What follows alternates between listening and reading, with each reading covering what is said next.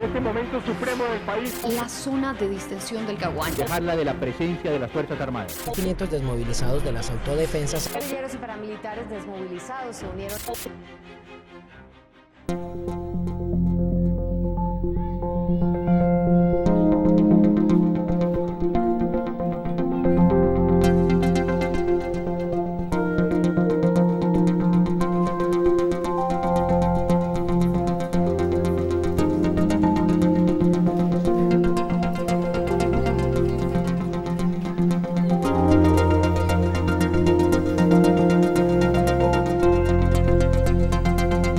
La educación superior, una opción de vida que aporta a la paz.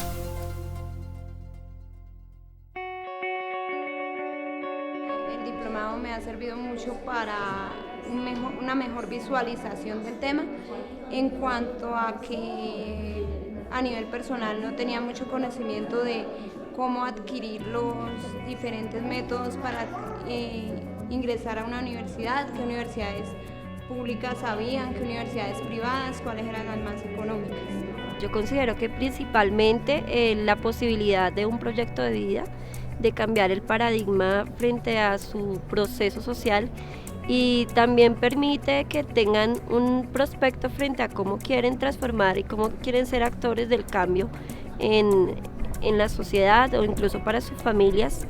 Y obviamente también se permite a través de procesos de incorporación no solo en el campo social, sino en la vida académica. Asumir la diversidad supone valorar el derecho a la diferencia como crecimiento educativo y social. Esto exige un viraje en los modos de pensar y actuar, de hacer educación y ver la didáctica y la pedagogía al interior de la universidad. En momentos en que el país se compromete con procesos tendientes a la paz, cada colombiano y cada institución debe aportar desde su naturaleza a esta meta común. La reintegración de personas víctimas desmovilizados y desvinculados del conflicto armado requiere espacios que los hagan partícipes de los beneficios de la ciudadanía y que los acerquen al desarrollo integral de su humanidad dentro de la igualdad de oportunidades.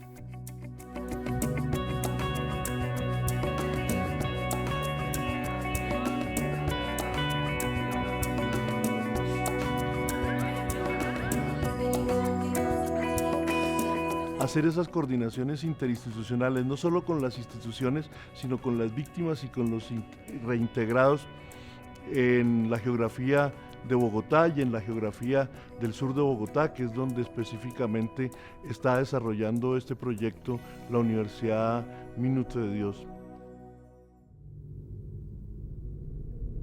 En mi caso, ¿cómo fue la forma de llegar allá a los movimientos armados? ¿Sí? Esto ocurre más o menos cuando tenía un promedio de unos 10 años de edad, que tengo la oportunidad de estar en esa época, en el auge de la famosa coca, como campesino.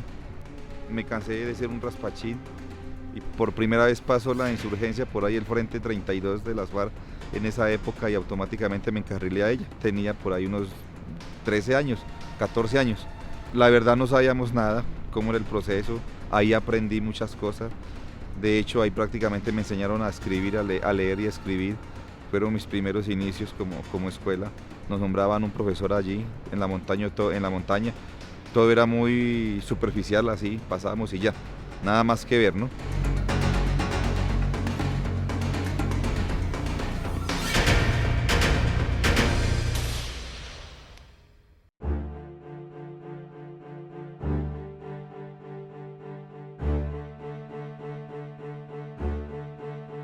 Al llegar a una ciudad que nunca conocíamos simplemente después de 18 años de estar en el movimiento armado, llegar a la ciudad y conocer, pues, no sé, siempre le llamaba a esto como una selva de piedras también.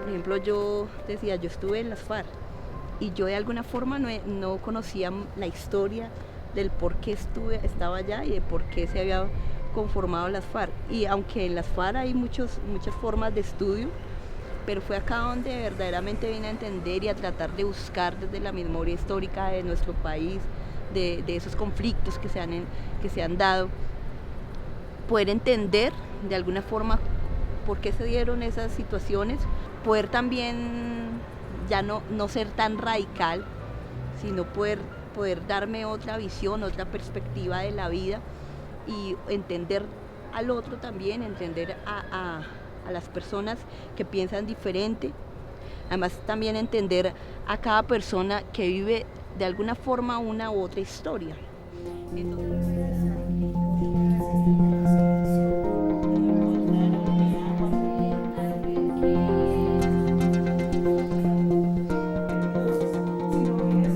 Es posible la integración comunitaria aún en medio del conflicto. Y eso se hace cuando se acompaña a la gente. El proceso de esto es la capacidad de expresar personalmente los deseos, los intereses, las iniciativas, la posibilidad de trabajar juntos en organizaciones pequeñas. Y eso, digamos, hace parte de la pregunta vital que para cualquier sujeto tiene que hacerse, no solamente para el niño, la niña o el joven con discapacidad. ¿Para qué tendría que aprender ese niño X o Y cosa? ¿Para qué el álgebra? ¿Para qué enseñar que en 1810? ¿O para qué enseñar las relaciones entre adjetivos, adverbios y demás? El objetivo y su meta primordial es poderse acoplar a las nuevas condiciones que brinda la ciudad, y entre ellas está el investigar, el volverse muy autónomo de sus decisiones, el que no pensar que la educación superior y la tecnología lo puede atropellar a uno, sino que uno tiene que irse involucrando día a día con los avances que tiene la misma. A partir de ello, se diseñó la Cátedra de Inclusión dirigida a las comunidades de docentes, administrativos y estudiantes de Uniminuto con la intención de generar espacios que difundan la cultura de la inclusión y propongan soluciones a problemas identificados en torno al tema que lo convoca. Estructurar propuestas que tengan como consigna la mitigación de cualquier barrera de exclusión social para ser presentadas a convocatorias, entidades o gobiernos. La falta de oportunidades es lo que uno hace que busque más caminos fáciles, pero ya al haber posibilidades, pues uno se concentraría más en estudio y en cosas así. El trabajo que hemos venido desarrollando aquí en la población de Santa Rosa, en la localidad de San Cristóbal, es bastante significativo, puesto que se ha visto la acogida que ha tenido la presencia de Uniminuto.